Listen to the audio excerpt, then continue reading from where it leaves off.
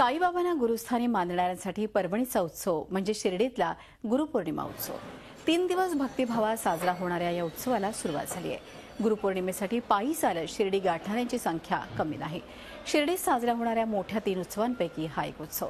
सकाळच्या काकड आरतीनंतर साई मंदिरापासून साईंची प्रतिमा, वीणा आणि साई चरित्र ग्रंथांची मिरवणूक साईंच्या द्वारका माईपर्यंत नेण्यात आली। द्वारका माईत अखंड पारायण करून गुरुपौर्णिमा उत्सवाला सुरुवात झाली। उत्सवानिमित्त साई मंदिर आणि परिसर सुंदर फुलांनी सजवण्यात आला। शिर्डीमधून या संदर्भात आढावा घेतला आमचे प्रतिनिधी योगेश खरे यांनी।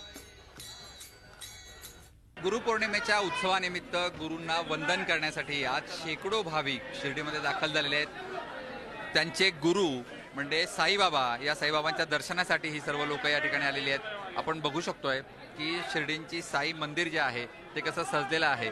संपूर्ण गाभारा हा लख पिवळ्या रंगाने आपल्याला या ठिकाणी सजलेला दिसतो आहे।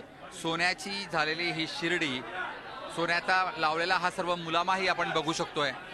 सोन्याने पूर्णपणे हा गाभारा या ठिकाणी सजवण्यात आलेला आहे। त्याचबरोबर साईबाबांना सुद्धा पिवळ्या शालीनं या ठिकाणी पांघरण्यात आलेला आहे। त्यांच्या डोक्यावरचा मुकुट, साईबाबांच्या डोक्यावरचा मुकुट आपल्याला या ठिकाणी दिसतो आहे आणि भाविकांची गर्दी सुद्धा आपल्याला या ठिकाणी दिसते।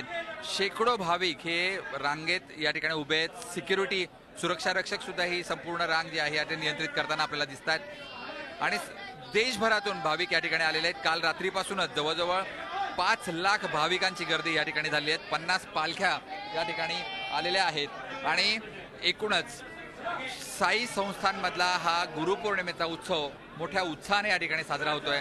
आज दिवसभर या ठिकाणी सांस्कृतिक कार्यक्रमांची, भजनाची, कीर्तनाची मेजवानी या ठिकाणी ठेवण्यात आलेली आहे। त्यामुळे भाविकांनी गुरुपौर्णिमेला हा उत्सव पूर्ण गुरुमय केलेला दिसतोय। व्हिडिओ जर्नलिस्ट सोलू बेडेसह योगेश खरे, झी मीडिया, नाशिक।